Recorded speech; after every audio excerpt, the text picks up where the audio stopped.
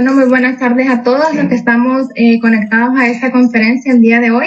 Les tenemos preparado el tema violencia contra la mujer y el femicidio en Honduras. Este tema es de suma importancia, ¿verdad? Ya considerando la alta incidencia de muertes de mujeres por razón de género en nuestro país. Este tema será impartido por el abogado Mario Díaz, quien tiene un posgrado de especialidad en Derecho Penal y Procesal Penal. Es juez de sentencia, fue expresidente de la Asociación de Jueces para la Democracia. Así que le damos la más cordial bienvenida al abogado Mario Díaz para que nos pueda exponer sobre el tema. Bueno, muchísimas gracias por la invitación, ¿verdad? Muy agradecido pues, de poder estar aquí compartiendo con ustedes esta temática que es sumamente importante y polémica también a la vez. Por eso, pues, para mí ha significado un gran reto poder reunir estas ideas para compartirlas con ustedes y posteriormente pues tener un intercambio de puntos de vista sobre el tema. Fíjense que cuando le comentaba yo a algunas compañeras que iba a hablar sobre este tema, me decían, bueno, pero ¿qué hace un hombre hablando de temas de la mujer? Si esto nos compete única y exclusivamente a nosotras. Y bueno, no dejan de tener razón, en el sentido pues de que efectivamente los temas de la mujer, quienes deberían hablarlos o los hablan con mayor propiedad son las mujeres, porque son las que sienten en carne propia los efectos de los problemas sociales y de la discriminación en estas sociedades que tienen pues la característica de ser eminentemente patriarcales. Pero igual yo decía y pensaba y reflexionaba conmigo mismo de que también los hombres podemos ser sensibles a los problemas de la mujer y por lo tanto también podemos dar nuestro punto de vista en relación a cómo vemos esta problemática que incumbe pues a las mujeres en general, pero que también nos incumbe a los hombres comprometidos con que este fenómeno o con esta problemática se vaya disminuyendo paulatinamente con el correr del tiempo y con el correr de las diferentes actividades que se desarrollen para efecto de combatir en general la violencia contra las mujeres. Yo voy a colocar algunas ideas en la mente de ustedes pues para que después podamos discutirlas y analizarlas desde el punto de vista pues más conveniente a los intereses de la sociedad hondureña y pues por ende pues de la mujer en general. Yo creo que hay que entender que la violencia en nuestro país tiene un carácter estructural, es decir, no es una violencia que se ve en determinadas coyunturas, sino que es una violencia de carácter estructural. Nuestro sistema social es un sistema terriblemente violento e inequitativo, que tiene que ver precisamente con eso, ¿no? Con la mala distribución de los recursos del Estado, con la mala distribución de la riqueza social y con la acumulación de capital en unas pocas manos. Esto hace que nuestra sociedad sea una sociedad violenta. Y si a eso le añadimos que existe vigente un sistema patriarcal que viene desde hace épocas históricas, obviamente entonces nos conforma un panorama de la sociedad nuestra bastante violenta, ¿no? Y una sociedad de esta naturaleza inequitativa pues va a privilegiar a unos seres humanos en contra de otros seres humanos. Esta situación se traduce pues en pobreza extrema, en falta de los servicios básicos para la población. Lo estamos viendo con esta crisis de salud, por ejemplo, en donde hemos visto cómo el sistema nuestro de salud está completamente colapsado. Ya estaba de antes colapsado, pero esta crisis ha venido a develar las condiciones terribles en que se encuentra el sistema de salud hondureño. Y por ende es una situación pues que no viene de hoy, sino que es una situación de carácter estructural en donde quienes controlan la economía, quienes controlan el poder político, diseñan un modelo que beneficia a sus propios intereses y que obviamente desprotege a las mayorías del país que no cuentan con recursos como para poder tener salud, educación, vivienda, cobertura médica en general, y por ende pues se convierte en una sociedad discriminatoria en todos los sentidos. Ahora bien, esta violencia de carácter estructural que he mencionado no tiene como receptores a todos los elementos sociales, ¿no? Que es la particularidad, que es esta violencia se ensaña contra grupos focalizados, ¿sí?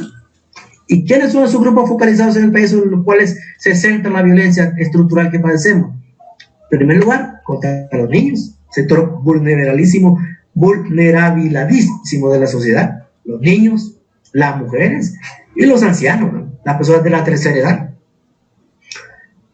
Ellos son los grupos contra los cuales el sistema ejerce su mayor presión. ¿Ves? Tenemos cantidad de niños en las calles, niños y niñas en las calles que no tienen vivienda, que inclusive muchos de ellos no tienen ni siquiera un nombre, cuando es uno de los primeros derechos que tenemos cuando nacemos, el derecho a tener un nombre. Muchos de ellos ni siquiera están registrados en el registro nacional de las personas y por ende llegan a la mayoría de edad muchas veces sin que tengan un registro adecuado. Entonces por ahí podemos ver nosotros las dificultades que tienen los niños y las niñas en el país. No, muchas veces son de hogares que no, o monoparentales, o de los hogares desintegrados, o hogares que a raíz del tema de la migración han quedado completamente desintegrados. Muchas veces se quedan a vivir con un pariente, a veces con un amigo del pariente, con un amigo de la mamá, etcétera, o un amigo del papá, y por ende son niños que están expuestos a cualquier cosa que pueda ocurrir en la calle. ¿Y qué es la calle? Delincuencia, falta de educación, falta de salud, depresión infantil, y muchos de estos niños pues se pierden dentro de los diferentes laberintos de la criminalidad y terminan siendo presa fácil de los grupos antisociales, de la mara, de las pandillas, o se convierten así mismos delincuentes porque la sociedad no les ha permitido ningún otro tipo de situaciones que posibiliten salir de donde se encuentran, de las calles. Y si nos vamos a los ancianos, pues igualmente en nuestra sociedad las personas de tercera edad pues son prácticamente personas que carecen de apoyo estatal. Muchos de ellos no tienen una pensión con la cual sobrevivir y por ende muchas veces igual deambulan por las calles sin tener quien los apoye, quien les dé un plato de comida, quien les dé una vivienda. Muchas veces cuando no pueden pagarse ningún servicio de ninguna naturaleza, pues viven prácticamente a las expensas de la caridad pública y de lo que pueda ocurrir en las calles del país. Esa es la situación de los ancianos. Y la situación de las mujeres, pues no lo digamos. Es decir, las mujeres en nuestro país, pues están expuestas a una serie de situaciones problemáticas, a diversos tipos de violencias, ¿verdad? Porque ahora no se habla de una sola violencia, sino que de varias violencias, de violencia que tiene que ver, por ejemplo, con la violencia sexual, por ejemplo, la violencia psicológica en los hogares. O sea, la violencia contra las mujeres se ejerce tanto en el hogar y fuera del hogar. Y en el hogar, fíjense que tiene una característica muy particular, que puede ser dentro de la vida familiar de la mujer como tal, es decir, sin que esté relacionada, sin que tenga una relación de pareja, pero ya la mujer misma, por ejemplo, vaya, si vamos a cuáles son las diferencias en el tratamiento de una niña en el seno de un hogar. ¿A quién se le asignan las tareas del hogar? A la niña, independientemente de la edad que tenga la niña. Entonces le dice, usted niñita tiene que prepararse, tiene que aprender a hacer comida, tiene que lavar la ropa a sus hermanos, usted tiene que prepararse, el día de mañana que se case, usted tiene que atender así a su marido. Entonces ahí no solo se le atribuyen determinadas condiciones laborales dentro de la casa, sino que se le va introduciendo en el imaginario de esa niña que va creciendo de que efectivamente su vida es prepararse para casarse, para tener un esposo, una pareja, un novio y, como se dice, atenderlo, es decir, arreglarle su comida, arreglarle su ropa, sus zapatos, y eso es el ideal que se le va inyectando en la mente de la niña desde el seno del hogar. De ahí, por ejemplo, que son las niñas los que atienden a los papás, son las niñas las que atienden a los hermanos. Pero nunca eso ocurre en el caso de los varones. A los varones no se nos enseña a lavar nuestra ropa, a cocinar nuestros alimentos, a atender a los padres, a servirles la comida. Eso no se nos enseña a los varones. ¿Por qué? Porque esas son cosas propias de la mujer, ¿verdad? Entonces, desde ese momento comienza una especie de indoctrinamiento que va posibilitando entonces crear una persona sumisa, una persona que solamente atienda los quehaceres de la casa, una persona que solo se preocupe por satisfacer los intereses y los deseos de los demás. Por eso es que cuando grande una mujer se emancipa de ese tipo de cuestionamiento, de ese tipo de formación, de educación que tiene dentro de su casa, choca con el resto de la ciudadanía, porque dice, bueno, mira, esa mujer por andar en las movilizaciones no atiende a los hijos, por andar en la mente, y que tiene que ver precisamente con ese sistema de patriarcado en el que históricamente estamos inmersos y que no es sencillo desprenderse, pero obviamente que estamos obligados a tomar correctivos para que esa situación cambie. Ahora bien, esta situación, dije yo antes que es una situación de carácter histórica, es decir, desde hace mucho tiempo, pues las sociedades patriarcales se han venido desarrollando y se han afincado en la sociedad, y en la sociedad nuestra pues igualmente estamos sujetas a ese régimen. Pero si uno ve, por ejemplo, los grandes hitos históricos en cuanto a la emancipación política de la sociedad, vamos a encontrar que algunos de esos hitos históricos en la mujer no se encontró presente, por lo menos dentro de la historia no lo contempla. Vaya, por ejemplo, si nosotros hablamos de la famosísima Declaración Universal de los Derechos del Hombre y del Ciudadano, vemos que la mujer no aparece ahí. ¿Qué quiere decir entonces? Que la mujer para esa declaración no tenía derechos, o como se dice usualmente, no, es que cuando nos referimos al hombre también nos referimos a la mujer, lo cual no es nada más que un subterfugio para invisibilizar la participación de la mujer en la esfera de la ciudadanía. Entonces, la declaración que le concede derechos al hombre y al ciudadano, obviamente no le concede derechos a la mujer y a la ciudadana. Entonces, claro, uno puede ver muy sencillamente que es parte de la historia que hemos vivido, que ha atravesado la humanidad, el hecho de excluir conscientemente, diría yo, conscientemente, a la mujer dentro de los grandes hitos históricos, por considerar porque la mujer no tenía o no tiene la importancia que se le concede al hombre dentro de la sociedad. Entonces ahí vemos un ejemplo claro nosotros de cómo esta discriminación, esta exclusión tiene orígenes históricos, y es importante, por eso es que es tan difícil poderlo prevenir y poderlo combatir. Otro ejemplo que es importante tenerlo presente es el tren del sufragio, por ejemplo. La mujer tuvo que pelear porque se le preservara legalmente el derecho a sufragar, el derecho a dar su voto. Hubo peleas enormes en diferentes lugares del mundo, en Estados Unidos, en Inglaterra, aquí en Honduras también.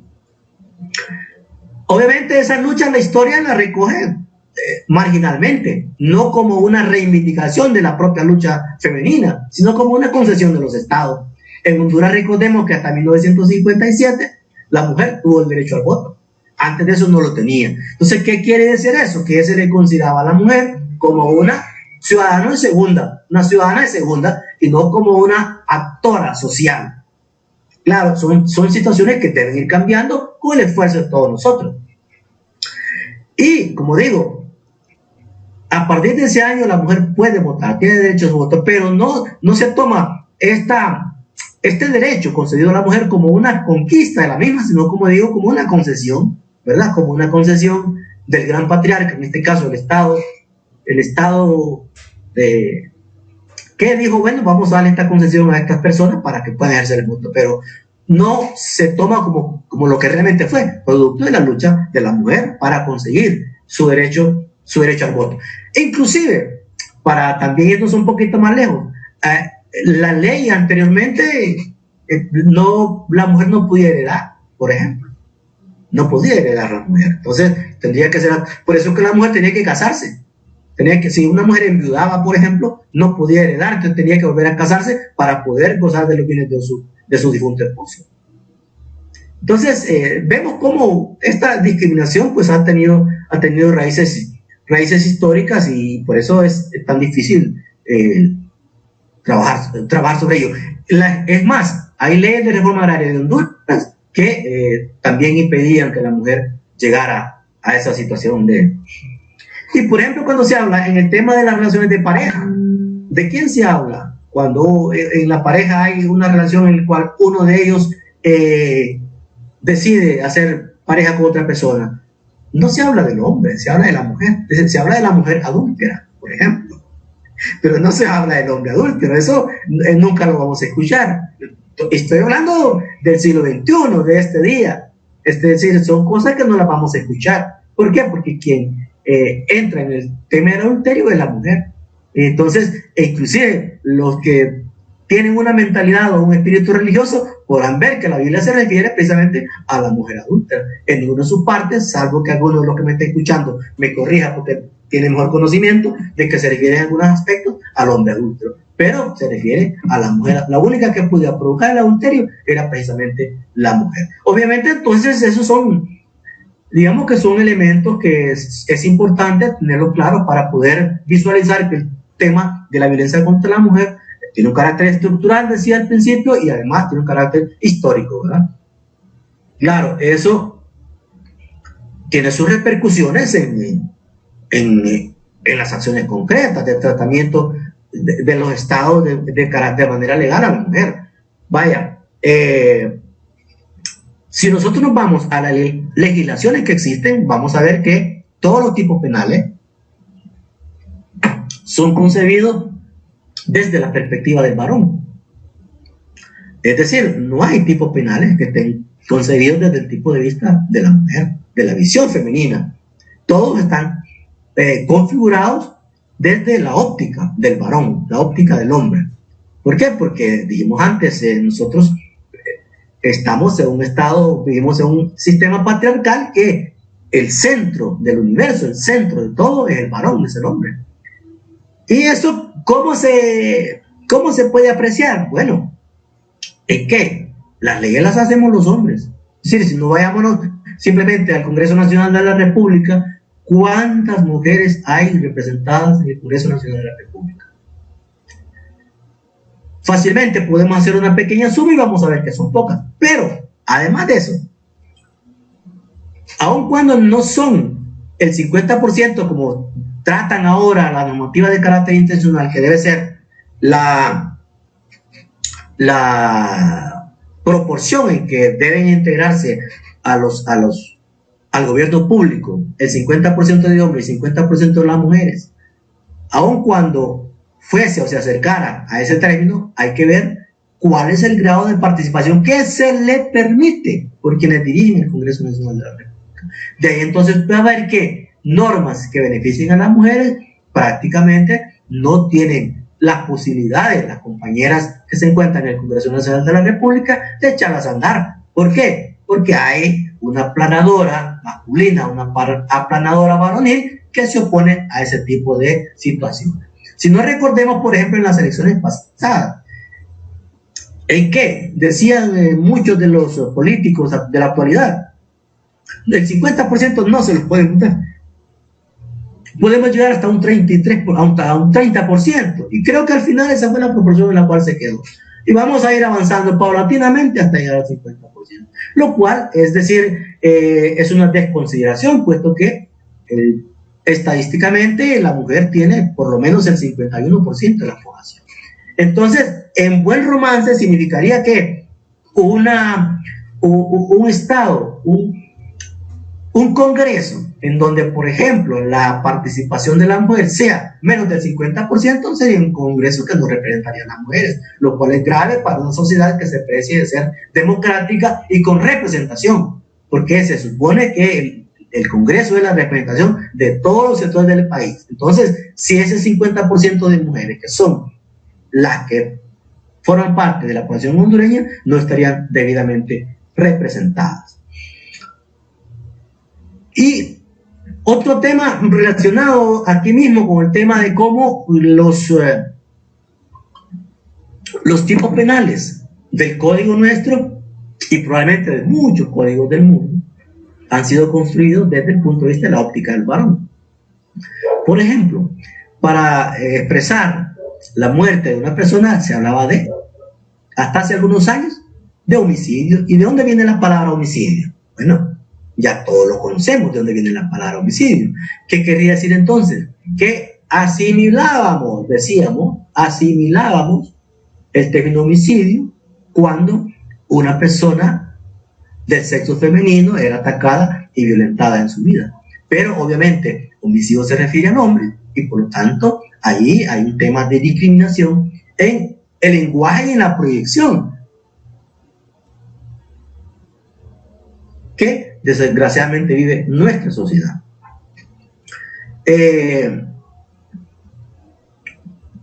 Es importante, por ejemplo, en este sentido entonces, es importante que ya entrando un poquito más en materia, y obviamente pues vamos a hablar adelantito propiamente, técnicamente, de lo que se denomina homicidio. Es importante pues que nosotros entendamos claramente varias cosas. Uno, todavía tenemos problemas de discriminación contra la mujer en la sociedad hondureña, por razones estructurales, de inequidad social y por razones históricas. Y asimismo que si no hay participación democrática, consciente, organizada de las mujeres, no se van a poder obtener los cambios que se requieren en el país. Si no, veamos por el tema de que es el centro de esta discusión, el tema del femicidio. Hasta hace algunos años la palabra femicidio no existía en el Código Penal, sino que se trataba de homicidio o asesinato, que el asesinato pues se entiende que es un homicidio calificado. Fue una lucha dura de las asociaciones femeninas del país que posibilitaron que ese cambio ingresara, y obviamente contando pues con el apoyo de la normativa internacional, que claramente decía, una cosa es homicidio y otra cosa es el deceso de una mujer de manera violenta, ¿verdad? Lo que se trata de femicidio, y que ingresó al Código Penal mediante esa lucha de las mujeres por integrar un delito, un tipo penal que realmente pudiera recoger la forma, es decir, todos los aspectos de violencia que están presentes cuando una mujer es atacada y violentada en su vida. Y así fue que se instaló el término femicidio en el Código Penal. No fue una concesión del legislador porque quiso hacerlo, sino que fue una lucha ardua. Y fíjense que hay una cosa importante: aun cuando ya se encuentra el femicidio, todavía muchos jueces y juezas nos hacemos reacios a aplicarlo. ¿Por qué? Porque no tenemos lo que se denomina enfoque de género. Enfoque de género. Es decir, ¿qué quiere decir el enfoque de género? Que todo lo vemos desde el plano de lo masculino. Que todo lo vemos desde el plano de lo masculino. Lo vemos como hombres y nos sentimos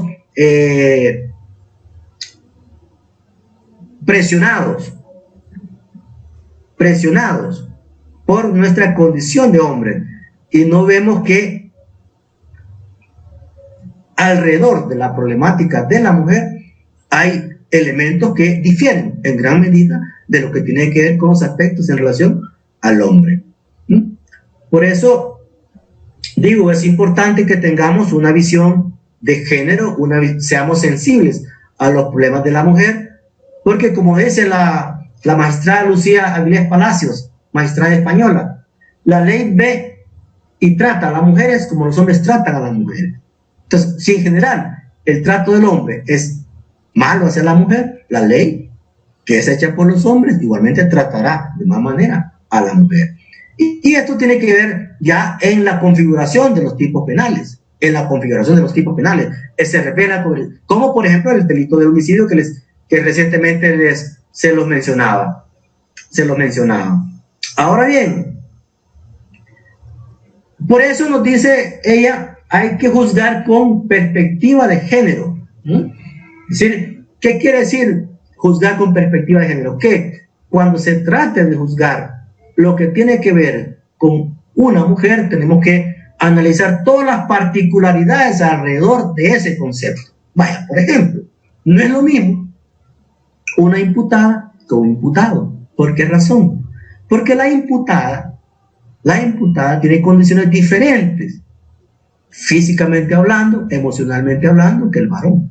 Por ejemplo, la imputada puede estar en ese momento del juicio con su menstruación. Entonces, eso quiere decir que su psiquis puede ser que no esté bajo la normalidad de un día donde ella no tenga su menstruación. Esa mujer puede hacer que tenga un niño en estado de lactancia y que ella esté pensando en amamantarlo mientras está desarrollando su juicio.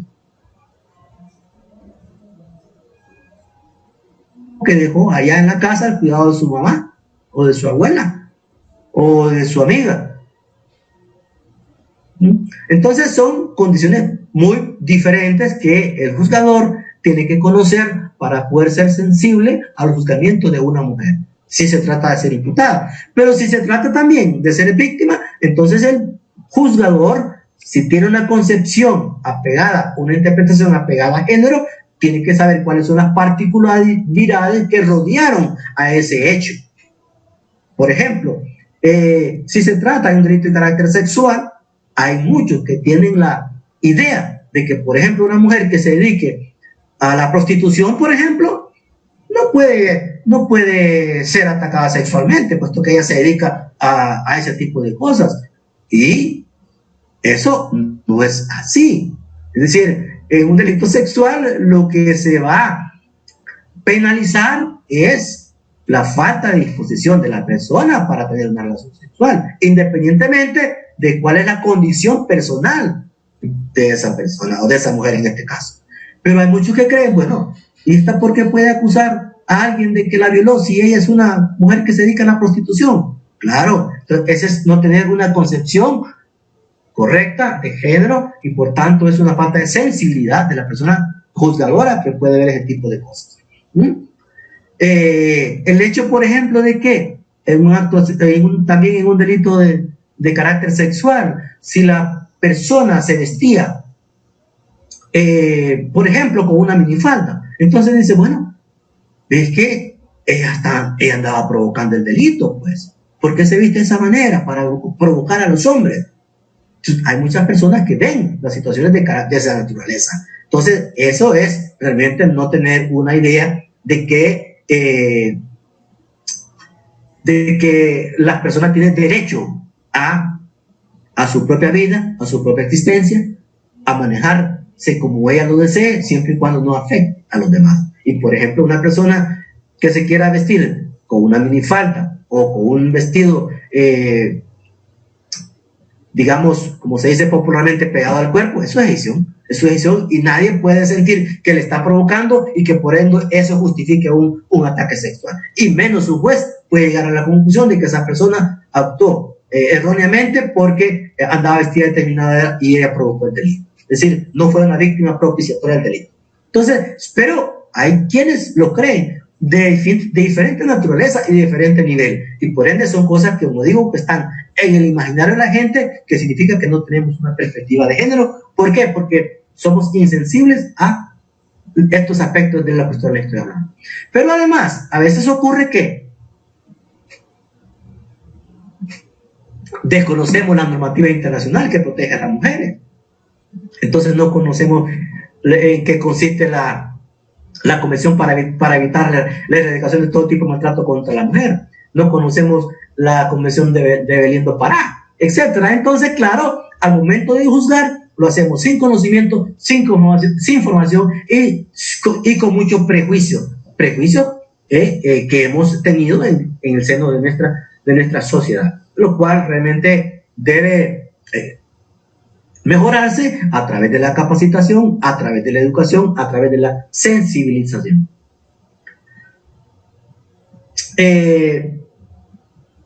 Es importante que, y esto quiero plantearlo muy, muy categóricamente, es importante que nosotros tengamos siempre la perspectiva de género como juzgadores. Es más, ahora ya es una obligación. ¿Por qué? Porque el nuevo Código Penal establece que la interpretación de la ley penal debe hacer en base a criterios de género. Sé que eso es un aporte importante en el nuevo Código Penal, aun cuando el Código Penal también en otros aspectos no favorece a la mujer en cuanto a la configuración de los tipos penales. En ese aspecto creo que se anota un hito bastante importante. Dice el Código, la interpretación de esta ley debe hacerse con criterios de género. O sea que ya ahora el juez que no lo haga está cometiendo o podría cometer lo que se denomina prevaricato judicial, porque ya es una orden que le da la ley. Debe actuar y debe interpretar la norma con criterios de género. Eso es bastante importante, pues es un avance y que es digno de admirarlo, aun cuando en otros aspectos creemos que el Código Penal se equivoca, pero creemos que en esa parte pues es importante. Ahora, decía que en la actualidad no se habla de violencia en general, bueno, o por lo menos algunos de las personas que yo he tratado de estudiar para esta plática, no hablan de violencia en general, no hablan de las violencias. ¿Por qué? Porque tenemos violencia sexual, tenemos la violencia familiar, ¿verdad? Tenemos la violencia verbal, tenemos la violencia que se traduce en ataque físico. Bueno, la violencia sexual, pues creo que más o menos hablamos, es cuando la mujer es agredida de su libertad sexual. Y ahí estaremos hablando ya de los delitos propiamente de carácter sexual, los delitos de violación, ya sea especial o simple, los actos de lujuria, ¿verdad? Que son delitos de carácter sexual. Y es violencia sexual porque se está obligando a una persona a hacer algo que no quiere hacer. En eso es lo que consiste la violencia, así en términos generales.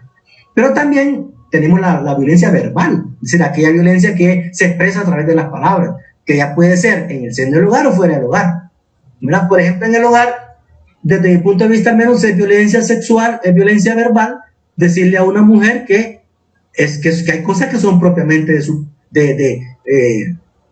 que ella tiene que hacerlas forzosamente porque para eso es mujer. Por ejemplo, creo que es una violencia de carácter sexual. Inclusive los famosos piropos que se dan en la calle, muchas veces la gente cree que le está dando un saludo, una alegría a la mujer, pero lo que le dice es una vulgaridad, es violencia sexual, es violencia verbal. Cuando vamos en la calle y una persona, una mujer va conduciendo, ¿verdad? Y por casualidad tuvo un cierto percance, ¿qué es lo que se le dice? Tenías que ser mujer.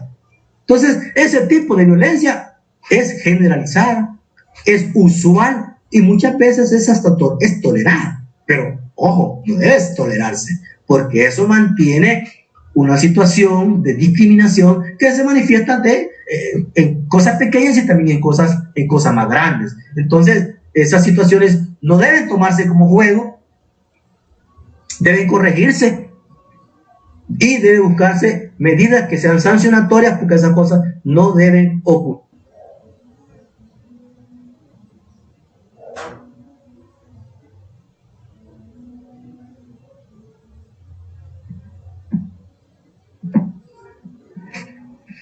No sé si me escuchan de nuevo. Sí, abogado, perfecto. Vale, muchísimas gracias. Entonces, decía que todo este sistema de violencia se va generando desde los hogares, se va multiplicando, y si no se pone atención a tiempo, pues eso se refleja luego en las normas jurídicas y en todo el desarrollo de la sociedad. Para dar unos datos ya en términos ya prácticos de cómo se refleja esto, podemos ver que 7 de cada 10 mujeres, según una estadística, 7 de cada 10 mujeres sufrirán golpes, violaciones, abusos o mutilaciones a lo largo de su vida. Es decir, podemos ver entonces la gravedad del tema, ¿no? 7 de cada 10 mujeres sufrirán golpes, violaciones, abusos o mutilaciones a lo largo de su vida. Entonces, con lo cual, el problema que tratamos es altamente muy serio, muy serio. Luego, todos lo sabemos, pero es importante dejarlo claro que una violación la violencia contra las mujeres constituye una violación a los derechos humanos. Es decir, recordemos que el ser humano tiene derecho a la salud, a la educación, a la vivienda, al trato justo, etcétera, etcétera, por parte del Estado. Si esos derechos no se cumplen, pues se está violentando los derechos de esa persona. En el caso de las mujeres, como conglomerado, como grupo social, pues podemos decir que hay violación de los derechos humanos si no se respeta la integridad de la mujer en todos sus niveles. Entonces es importante tener claro ese tipo de datos, pues porque eso nos permite buscar proyecciones para mejora, ¿no? Proyecciones para mejora. ¿Qué se ha hecho en estos estados? ¿Qué es lo que se ha hecho para digamos, para prevenir un tanto la violencia contra las mujeres, pues bueno, se han creado algún tipo de normas, ¿verdad? Pero tenemos, por ejemplo, la ley contra la violencia doméstica, tenemos tipos penales como la violencia intrafamiliar, y tenemos ahora el Código de Familia, inclusive, pero fíjate que el Código de Familia tiene un problema, que no hay determinados tipos de cosas que no lo regulan. Por ejemplo, las relaciones donde no hay ni matrimonio ni un derecho legal. Entonces, por ejemplo, hay una desprotección para la mujer, lo cual se produce al final en violencia contra la misma, ¿verdad? Y eso es importante que lo tengamos bastante claro. Les decía que se han creado este tipo de leyes. Ahora bien, ¿en cuánto ha mejorado la vida con estas leyes? ¿En cuánto ha mejorado? Desde que me daban un dato el día de hoy, por ejemplo, que solo en la pandemia, voy a darles un dato aquí para que lo vean, solo en el curso de esta pandemia,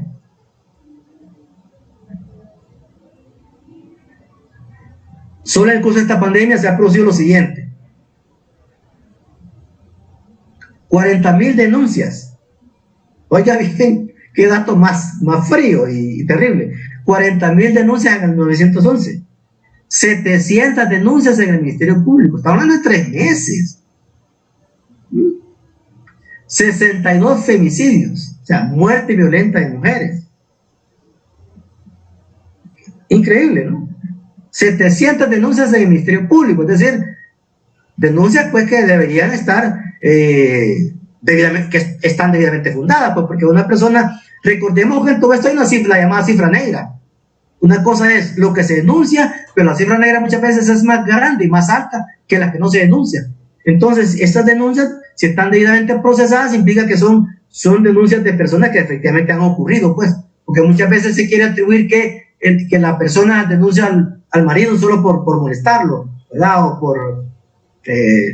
por molestarlo muchas veces, o porque anda borracho, etcétera, minimizando, pues, el por qué la mujer denuncia muchas veces, pero si la denuncia para el Ministerio Público, significa que están debidamente centrados. Entonces, es una estadística bastante alta y bastante grave.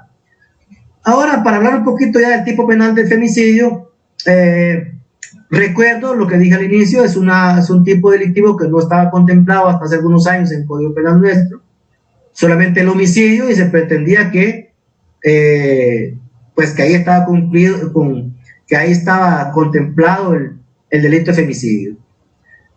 El femicidio, pues básicamente se trata de un delito contra la vida, pero en particular contra la vida de la mujer. Cuando le es quitada la vida por actos de carácter violento que tienen otras connotaciones, ¿verdad? Odio y desprecio a la vida de la mujer. Es un delito contra la vida y así lo establece el Código Penal, tanto el que está vigente como el que vamos a tener dentro de algún tiempo. Es un delito grave. Ya lo vamos a ver aquí. Permítame un minutito. Permítame un par de minutos que estoy buscándolo acá.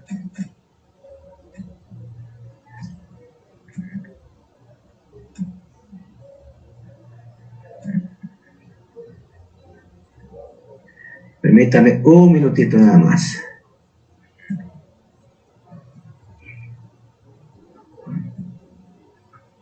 Un minutito. Y aquí está.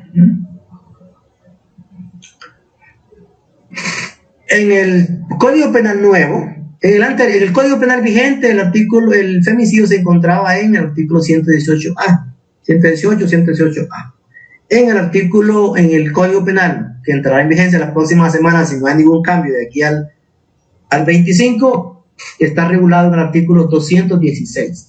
Y está en los delitos contra la vida, en el título de delitos contra la vida. Entonces, ¿qué es lo que trata de regular este artículo? Cuando la muerte o la violencia aparece como una manifestación de discriminación hacia la mujer, por el hecho de serlo, haya o no una relación previa entre agresor y víctima, y con independencia de que se produzca en un contexto público o privado. Es decir, es un tipo que podríamos decir agravado. Aquí lo que se sanciona es aquella muerte que se produce contra una mujer solo porque es mujer, con odio, desprecio, discriminación, solo porque tiene su condición de mujer, su condición de aparente debilidad. Y esto tiene que ver con el artículo 1 de la Convención sobre la eliminación de todas las formas de discriminación contra la mujer, que nos dice lo siguiente: toda exclusión, toda distinción, exclusión o restricción basada en sexo que tenga por objeto o resultado menoscabar o anular el reconocimiento, goce o ejercicio por la mujer de los derechos humanos y las libertades fundamentales en la esfera política, económica, social y cultural, y cualquier otra esfera. Es decir, ese es, digamos, el contexto internacional en el cual se establece o se regula la discriminación contra la mujer. Entonces, ¿quién comete el femicidio? El hombre. Esto es importante: el hombre que mata a una mujer en el marco de relaciones desiguales de poder basadas en género. Relaciones desiguales de poder. Yo creo que hasta el día de hoy no es discutible que las relaciones entre hombres y mujeres son desiguales. Si no veamos la organización familiar, ¿quién es la que se encarga de los hijos? ¿Quién es la que se encarga de ir a la escuela? ¿Quién es la que se encarga de madrugar para llevarlos a la escuela? Es decir, y esa es una esfera pequeña del órgano familiar. Eso no es discutible, creo, a estas alturas, ¿verdad? Entonces, el delito de femicidio debe ser castigado con una pena de prisión que va de 20 a 25 años. ¿Quién puede ser el sujeto activo? Pues el varón. El objeto del delito es la mujer, la víctima. ¿Cuál es el resultado que se espera obtener? Pues el fallecimiento de la mujer. Tiene que ser, obviamente, que son delitos dolosos, ¿verdad? Es decir, que se hacen con la mala intención. Es decir, son delitos en muchos lugares llaman delitos de odio, ¿verdad? Simplemente son delitos que tienen que ver con la discriminación a otra persona que no es igual a nosotros, en este caso a una mujer, porque consideramos que la mujer es inferior, ¿verdad? Y puse los ejemplos: para una mujer que se dedique a la prostitución, una mujer que sea una vendedora en la calle, por ejemplo, o simplemente cualquier mujer en nuestros propios hogares. Muchas veces creemos que lo importante es el trabajo que hace el varón, que la mujer pues es un segundo plano. Barrer, trapear, esas cosas que generalmente lo hace, eso lo hace cualquiera. Entonces, ¿por qué no lo hace el varón si lo hace cualquiera? Es decir, son cosas, son ironías de la relación honesta, pero que tienen que ver con todo ese sistema patriarcado que hemos hablado un poquito. También tenemos el artículo 208, que es femicidio agravado, y la pena va de 25 a 30 años cuando concurra alguna circunstancia. Se agrava por estas circunstancias: que sea el esposo o cónyuge, la persona con la que haya mantenido una relación estable, ¿verdad? Una relación, estamos hablando de una relación sentimental, una relación de pareja estable, cuando sea el ascendiente, es decir, el padre, cuando sea un descendiente, el hijo, hermano de la agraviada, o de su cónyuge o conviviente, ¿verdad? Entonces, todas estas pueden ser sujeto activo. Cuando se comete en el contexto de un grupo delictivo organizado, también, ¿verdad? Es un agravante. Entonces tenemos 4 agravantes. Cuando el agresor sea el cónyuge, es cónyuge, con la persona con la que haya tenido una relación estable, con un ascendiente, un descendiente o conviviente, o cuando el delito se comete en el contexto de un grupo delictivo organizado, es decir, una mara, una pandilla, una banda de asaltantes, etc. Y puede ser también lo que se llama un sujeto pasivo cualificado, que es una trabajadora del sexo, ¿verdad? También lo establece siempre el artículo. Es el sujeto pasivo calificado, es decir, que también puede ser sujeto pasivo. También puede ser agravado cuando concurra alevosía o ensañamiento. La alevosía pues se trata del ataque súbito, sorpresivo, ¿verdad? Una persona que va por la calle y le cayó mal a una persona que se dedica a la prostitución y simplemente le dispara, ¿verdad? Alevosamente, sin que se dé cuenta, sin que se entere, ¿verdad? O que sabiendo que se encuentra en determinado lugar le espero para quitarle la vida. Eso sería alevosía. Y ensañamiento es cuando deliberadamente se inflige más dolor del necesario. ¿verdad? Cuando, por ejemplo, se le infringen más heridas de las necesarias para, se le empieza a herir en diferentes sitios, por ejemplo, en su cuerpo, para que sienta dolor, para que le duela, ¿verdad? Es decir, eso es ensañamiento, ¿verdad?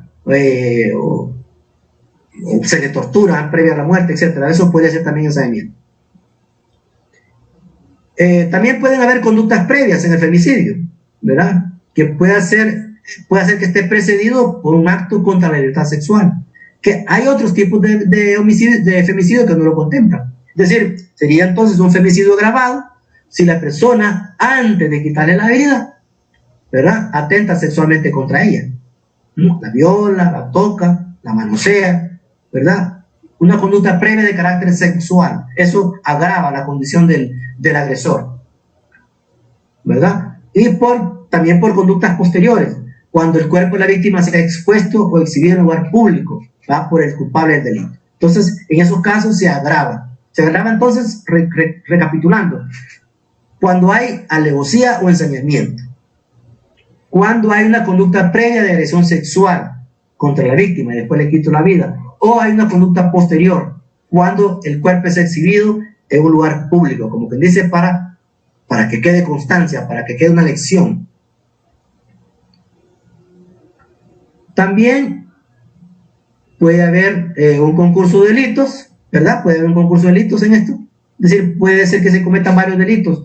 Por ejemplo, si la víctima, si la persona que es violentada, si la persona que es objeto del femicidio también era objeto de delito de trata de personas, de esclavitud o servidumbre, ¿verdad? También ahí, entonces pueden tomarse las diferentes conductas. Es decir, no solo el femicidio como tal, que es la muerte violenta de la mujer por las razones que hemos explicado, sino que si esa mujer, por ejemplo, era objeto de trata de personas y después le quitan la vida, entonces va a haber un concurso entre el delito de trata de personas y el delito de femicidio.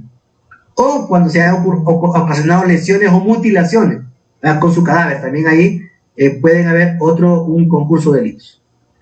Bueno, entonces yo creo que ya voy concluyendo porque ya veo que el reloj me dice marca las 6 de la tarde. Espero haber contribuido de alguna manera a la discusión, pues, y ahora pues estaría listo para pasar a la otra fase en el caso de que así sea necesario. Muchas gracias, abogado. Bueno, ahora vamos a pasar a la sección de preguntas y respuestas. La primera pregunta dice así: ¿cuál es la diferencia entre la violencia contra la mujer y el femicidio? Bueno, yo creo que en alguna medida hemos planteado cuál es la diferencia entre la violencia contra la mujer en general y el femicidio. Es decir, la violencia es, como quien dice, el bosque, y el femicidio es un árbol en particular. Es decir, la violencia se ejerce desde diferentes formas: sexual, verbal, psicológica, y la física, sin llegar al homicidio o a las lesiones. Entonces, el femicidio ya es el acto de atentar directamente contra la vida de la mujer solamente por su condición de mujer.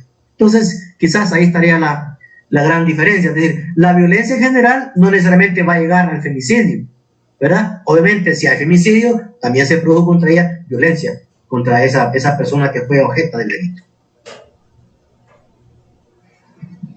Ok, abogado, muchas gracias. La segunda dice así: en su experiencia como juez, ¿cuáles son las causas que originan la violencia o las muertes de las mujeres en Honduras? Vea, las causales para una acción delictiva son de diferente naturaleza. Puede ser, por ejemplo, que hayan problemas de carácter psicológico emocional en el agresor. Esas personas, por ejemplo, irascibles, con las cuales no se puede discutir, no se puede conversar. Pueden ser condiciones personales como esa, ¿verdad? Esos individuos que todo les molesta, que todo les choca, entonces lo trasladan o lo canalizan en forma de actos violentos. Ese puede ser un causal. Ahora bien, otro causal puede ser que la persona entre en una espiral de violencia. Entra en una espiral de violencia que no es adecuadamente cortado por la acción de la justicia. Entonces se va acumulando esa espiral de violencia, y al final el hombre cree que puede hacer lo que quiera, ¿verdad? Sí, sin que lo analice, sin que lo piense, pero en su mente se va inyectando la idea de que puede hacerlo, ¿verdad? Le golpeó una vez, no le pasó nada, lo golpeó otra vez, no le pasó nada. la echó de la casa, no le pasó nada, entonces por último cree que está tratando con un juguete, que puede hacer todo lo que quiera. Esas son, digamos, condiciones personales.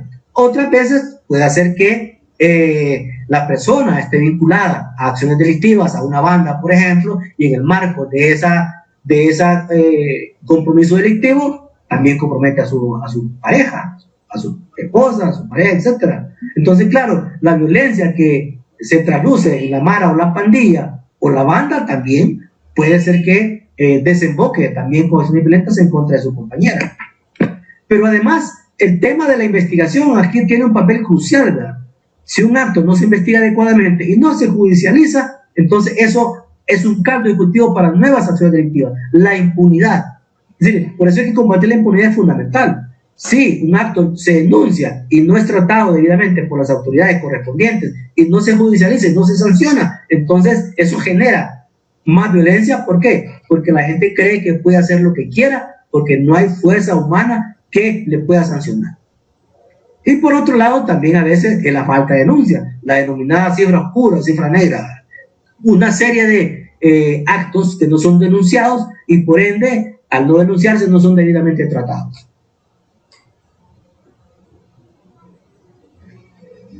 Ok, abogado, seguimos con la siguiente.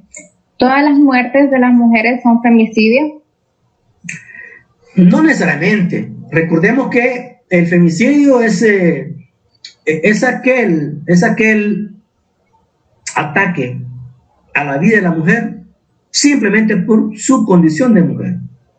Es decir, tiene unas características especiales.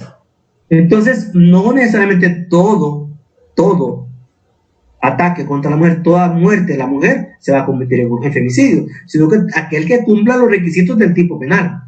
Por eso tenemos tipos penales diferenciados, ¿no? Entonces, salvo una opinión en contrario y que tenga fundamentos de carácter doctrinario fuertes, podríamos decir que el femicidio es únicamente aquel que tiene una cuestión de discriminación como hilo conductor de la acción delictiva. Y eso no lo vamos a encontrar en todos los actos en contra de la mujer.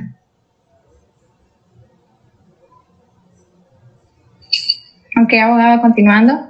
¿Cuántas personas privadas de la libertad se encuentran cumpliendo penas por ese delito de femicidio? Uy, poquísimas. No le tengo un dato exacto, pero poquísimas. Yo, por ejemplo, solo conozco, así que mi memoria la tengo fresca, el caso de aquella señorita que fue reina de belleza de Honduras y su hermana, que una de ellas fue un femicidio debidamente declarado en el juicio y el otro fue un asesinato. Es el único que recuerdo en este momento. Obviamente que tienen que haber algunos otros por ahí, pero realmente es muy poco, es poquísimo los casos que por femicidio que han sido llevados a los tribunales y que ha sido condenada a la persona como femicidio. Ok, abogado. Bueno, vamos a contestar una pregunta que nos hicieron aquí en el chat. Dice así: las mujeres que han hecho denuncias en estos momentos de cierre de los juzgados, no se le pudo notificar al denunciado. ¿Cómo puede hacer para que se le aplique el aislamiento de ese denunciado? Dichas mujeres en estos momentos están muy vulnerables, ya que tienen que seguir aguantando al denunciado. Bueno, hay unos teléfonos a los cuales se puede acudir. No los tengo aquí presentes, pero el Poder Judicial ha dado una serie de contactos para que todos aquellos juzgados que no tienen trabajo presencial, ni siquiera por turnos, puedan atender las denuncias que hay y puedan hacer las gestiones que se requieran. Entonces yo lo que sugiero es, no lo tengo aquí a mano, pero debe consultarlo en el portal del Poder Judicial para ahí plantear directamente su inquietud, porque cualquier situación tiene que ser resuelta por el Poder Judicial, independientemente de que estemos en una pandemia, pero estas cosas se han determinado como emergentes, pues. Entonces hay unos contactos ahí a los cuales se puede dirigir la persona, y obviamente si no se ha hecho ni se ha tramitado debidamente, pues perfectamente se puede poner a llamar de nuevo y poner en antecedentes a la persona encargada de la actividad, de la acción, para que pueda proceder a aplicar la medida que considere más conveniente a los intereses de la parte que ha efectuado la denuncia. Ok, abogado, para concluir esta sección de preguntas, ¿cómo podemos prevenir esas tipologías de delitos?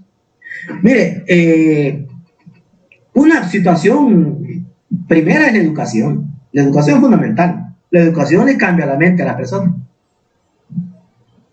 La educación nos cambia la vida. Una buena educación es importantísima. Desde la niñez, escuela, universidad. La educación social. Y luego, digamos, ya en la etapa adulta, el tema de la sensibilización, de la capacitación, ¿verdad? Muchas veces, inclusive como jueces, ignoramos, decía yo hace ratito, cuáles son los convenios con los que Honduras ha suscrito y que protegen la vida de la mujer, protegen los derechos de las mujeres. Muchas veces no los conocemos, entonces necesitamos esa parte de conocimiento y de sensibilización. De tal manera pues que podamos entender la problemática de la mujer, conocerla, interpretarla y ser conscientes de la necesidad de cambiar esta situación. Entonces, educación es una parte, capacitación, conocimiento, control, etc. E intercambio de puntos de vista, ¿verdad? También es fundamental. Ok, abogado. En nombre del Instituto de Investigaciones del Sistema de Justicia Penal, queremos darles las gracias por su excelente ponencia el día de hoy y esperemos más adelante nos acompañen en otras conferencias. También darles las gracias a todos los participantes que estuvieron pendientes de esta conferencia y les deseamos que tengan una feliz noche. Muchas gracias, abogado. Bueno, muchísimas gracias a ustedes por la invitación y ojalá que esta plática pues haya servido para de alguna cosa positiva en sus mentes. Muchas gracias. Muchas gracias.